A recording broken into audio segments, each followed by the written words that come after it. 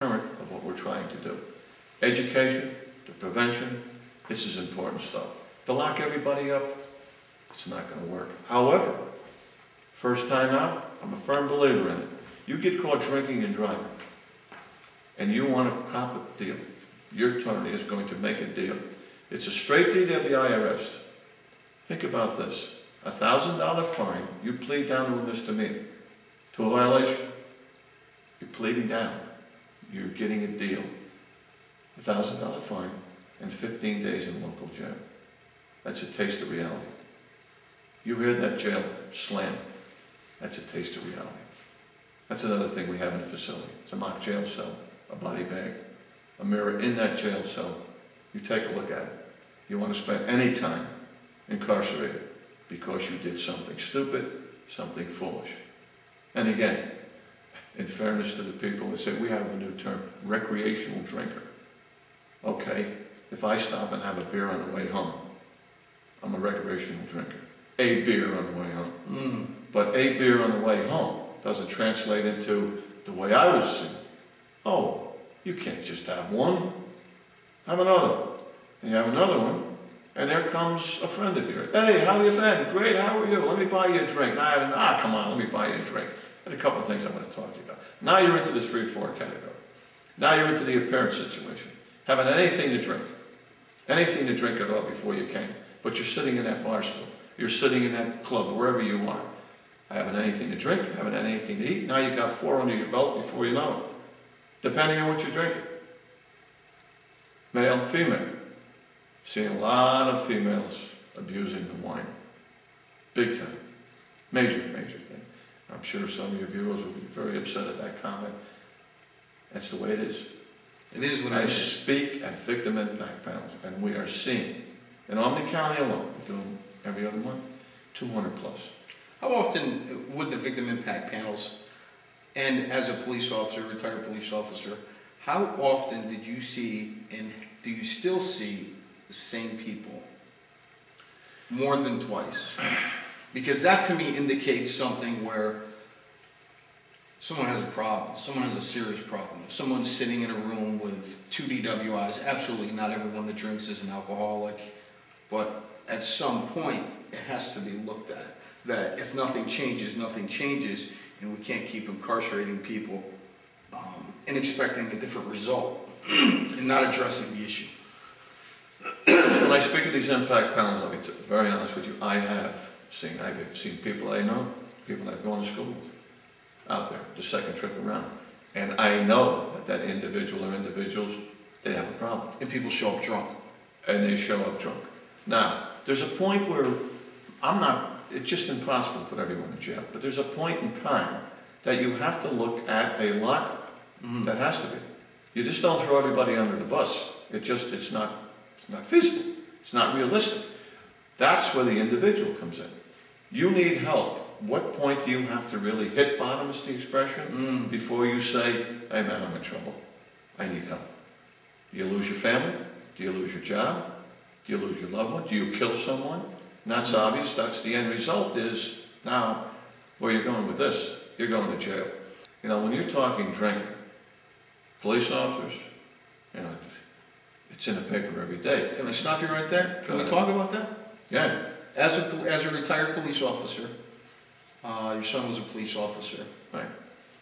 Can we talk about how alcohol affects law enforcement officers? We've talked a lot about how it's affected you in the aspect of what you've seen, what you've dealt with.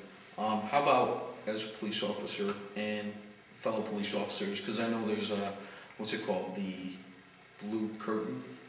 Let's do it, the invisible line. It's the blue shield, the blue line. Yeah, does it exist? Absolutely. Back in the day, absolutely. You know, you gotta remember, I went on a job in 1965. So that makes me a little bit older than Moses, I guess you would say. But on a serious note, yeah, you know, we have a problem. We have a problem. Back in the day, the tin meant a lot to people. And it still does. There's a lot of good cops out there. Absolutely. But you got to remember, they are human also. They make mistakes. They abuse the system. They abuse the shield. Chicago, 13 police officers have been arrested. 2007. 2008. Check that out, don't quote me. 2007 or 8. 13. Now, how many police officers are in the city of Chicago? 13,000? So that number represents a small amount. One is too many, Dean. Right? Does it happen? This police officer off duty that killed 2 people, or they burned alive, suppose he was given preferential treatment several years ago. They're denying him all of this. Fact is, he's been arrested a couple of times. Does he have a problem? Only he can answer that question. Does it exist? If the individual, and myself and a sergeant from Albany County stopped NDI, Lenny Crouch, we instructed the Zone 5 Basic School in Schenectady, young people being future police officers, men and women. And the approach we take is from when I was on the job, starting out, to where we are today, of what they're faced with, the pressures. You work that midnight shift, let's go have a drink at the local whatever. All right? Does it exist? Absolutely. Do they drink on the job? I would hope not. Hey, I threw my rose-colored glasses away a long time ago. So, the problem with the cops, take a look around. Read the paper. Listen to the news. They want to be professionals.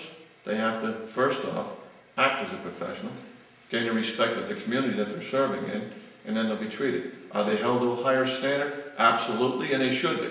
If they're the ones protecting us on the highway, what do you think of them being arrested when they're drunk off duty? Right? Case in point, 2 New York State troopers hit by a drunk driver several months ago up on the Northway. Damaged their police cruiser that they couldn't even go after him. They had a radio to have him stop. 2 Colony police officers, both in separate vehicles, parked at an accident, hit by a drunk driver. It's 1 cruiser. Put those 2 officers out of commission for a while. One received some serious injuries. Schenectady police, as much bad publicity as they received, they've been struck by drunk drivers also. It's the individual. Back to the cop. All I can say to you, if they want to be a professional, we want to maintain that professionalism, that we want the public to respect us, we have to gain it first. We have to gain it first. Do cops get help? There's programs out there, but you got to remember something. There's a macho image that goes along with this. And it doesn't matter. Because they put the suit on, he or she, doesn't change that individual. If they have a problem, they have a problem. Is there help out there? Yeah. If they want it. If they want it. This is 2009. I keep saying it. Different program. Right. Do they still do it? Absolutely. Why? It's the individual. Right? You want to throw your career away? You want to throw your marriage away? You want to throw your life away? Go ahead. And that becomes the issue of when do you ask for help? When do you say, I have a problem? What is it going to take? Doesn't it come back to the individual? Absolutely. Right. What's the future for Choices? The future for Choices, I hope that we continue to grow with the help of the community. It's a well worthwhile program. It's no nonsense approach. I would say to you, I had to deliver the messages, whatever hour of the morning, that your son or daughter or a loved one has been involved in a serious accident. I've had to deliver those messages. To say the words that someone's been killed or they're not coming home, that's the worst thing a cop wants to deal with. Right? The worst thing. I don't want to see that happen. Ed, I can't thank you enough for your efforts. You're one of the most motivated people I've ever met as far as education, prevention, raising awareness, and I truly think the approach that you take is the approach that needs to be taken at this point. It's long overdue, and I'm glad you're doing it. Pleasure. Thank you. It's my pleasure.